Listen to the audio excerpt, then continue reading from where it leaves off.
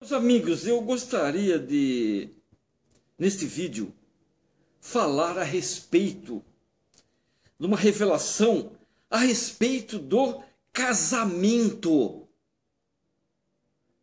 que José Smith recebeu. Ele recebeu essa revelação a respeito do casamento. Vocês têm que saber que a investidura do santo sacerdócio, vocês membros, entendam que a investidura do santo sacerdócio está intimamente associada ao princípio do casamento eterno. Não podemos desassociar, elas estão intimamente associadas. Desde o início da restauração, os santos dos últimos dias foram ensinados que, abre aspas, o casamento foi instituído por Deus para o homem. Fecha aspas, ponto. Podemos ler isso em Doutrina e Convênio, na seção 49, 15. O convênio do casamento sempre foi considerado algo extremamente importante. Os homens da igreja são ordenados, abre aspas, amarás tua esposa de todo o teu coração e a ela te apegarás e a nenhuma outra, fecha aspas. Podemos ler isso em Doutrina e Convênio, na seção 42, versículo 22. Os membros da igreja são ordenados não apenas a se casarem dignamente, mas a terem filhos e criar esses filhos de acordo com os preceitos do Evangelho de Jesus Cristo. Pouco depois que o profeta, depois dele apresentar a investidura, o profeta José Smith revelou que um casal casado, não amigado, casal casado, poderia ser selado pelo poder do sacerdócio para o tempo e toda a eternidade. Que princípio lindo! Para o tempo e toda a eternidade. Muitos dos homens e mulheres que receberam sua investidura foram também selados por José Smith a seus cônjuges, pelo convênio do casamento. José Smith ensinou que o selamento do casamento, a investidura e os batismos pelos mortos deveriam ser realizados na casa do Senhor. Aonde que é essa casa do Senhor? No Santo Templo. E que aquelas ordenanças estariam ao alcance de todos os santos fiéis, assim que o templo estivesse terminado. Que revelação linda, magnífica. Na primavera de 1843, José Smith ensinou a importância eterna do convênio do casamento. Enquanto visitava a comunidade mórmon de Ramos, a 32 quilômetros a sudeste de Nauvoo, enquanto ele fazia essa visita, o profeta explicou a alguns membros da igreja o seguinte, abre aspas, na glória celestial há 3 céus ou graus, e para obter o mais elevado, o mais alto, um homem precisa entrar nesta ordem do sacerdócio. O que é essa ordem do sacerdócio? Um novo e eterno convênio do casamento. Se não fizer, não poderá obtê-lo. Fecha aspas. Podemos ler isso em Doutrina e Convênio, na seção 131, versículos de 1 a 3. Mais tarde, naquele verão, Joseph Smith registrou uma revelação a respeito do casamento que incluía princípios que lhe haviam sido revelados já em 1831, em Kirtland. Foram revelados em Kirtland.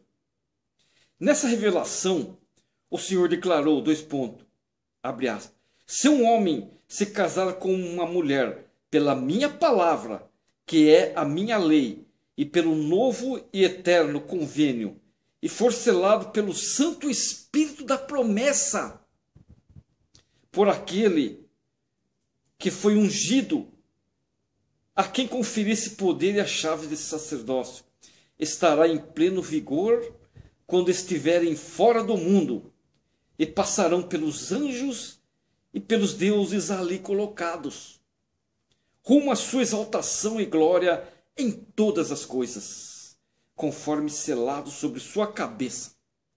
Glória essa que será uma plenitude e uma continuação das sementes para todo sempre.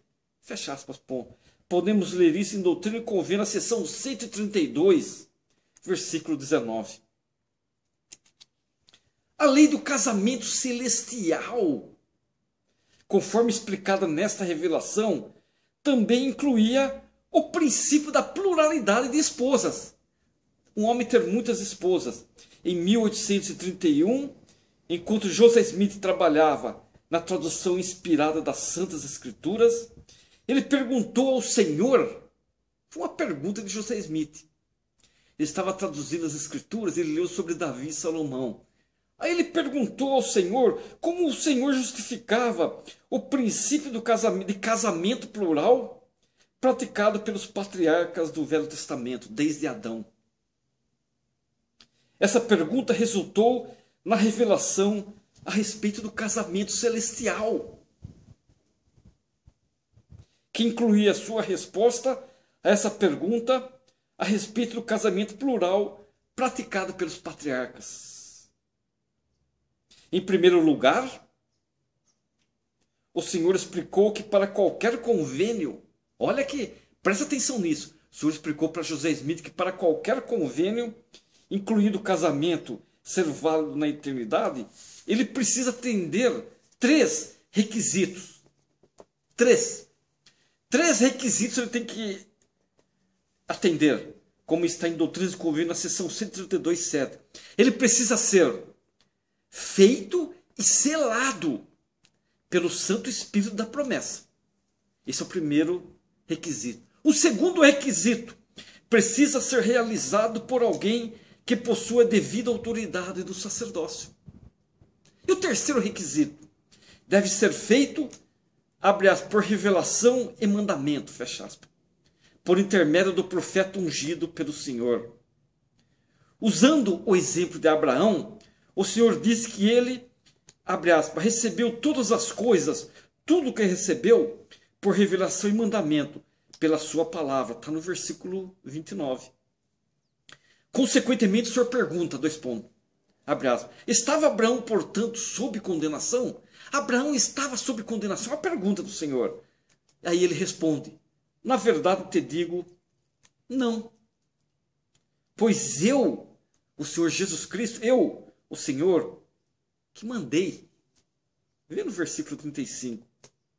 Além disso, José Smith e a igreja deveriam aceitar o princípio do casamento plural como parte da restauração de todas as coisas, como está no versículo 45. Acostumado aos padrões convencionais do casamento, o profeta mostrou-se compreensivelmente relutante. Ele relutou, mas era compreensível, porque existiam os padrões normais do casamento. A princípio de adotar essa prática do casamento plural. Ele relutou muito.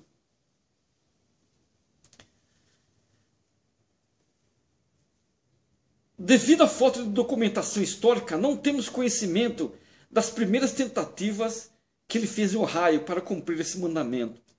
Seu primeiro registro de casamento plural em Nauvoo foi com Louisa Beeman, realizado pelo bispo Joseph B. Noble, em 5 de abril de 1841. Durante os 3 anos seguintes, Joseph casou com outras esposas, de acordo com o quê? Com o mandamento do Senhor, por ordem do Senhor, não foi por capricho dele, não.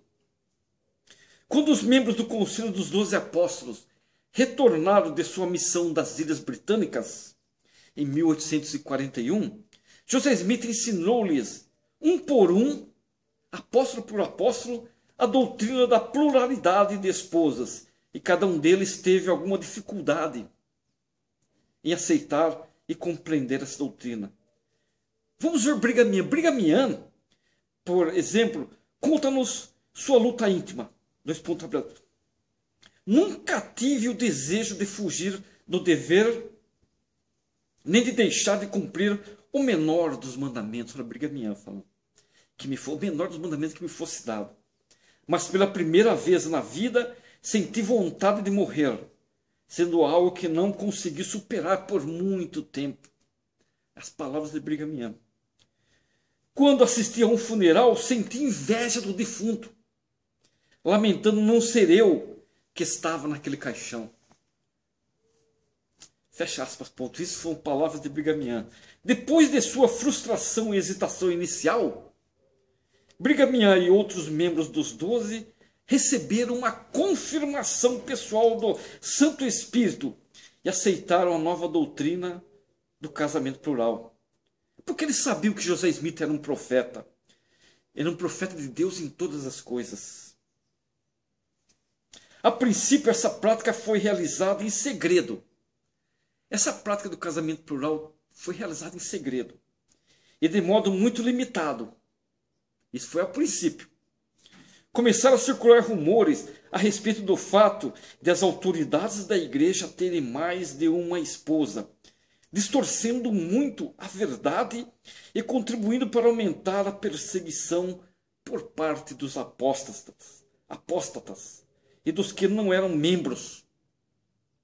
Por isso tem que ser sigiloso a princípio. Parte dos problemas, naturalmente, era a inversão natural que os americanos tinham. Era uma versão natural que os americanos, o povo americano tinha contra a poligamia. Poligamia entre aspas. Esse novo sistema parecia ameaçar a fortemente arraigada tradição da monogamia, que era uma tradição, e a solidez da organização familiar. Parecia que estava ameaçando a monogamia e a solidez da organização familiar. Mais tarde, em Utah, os santos praticaram abertamente, abre aspas, o princípio, mas nunca sem enfrentar perseguições.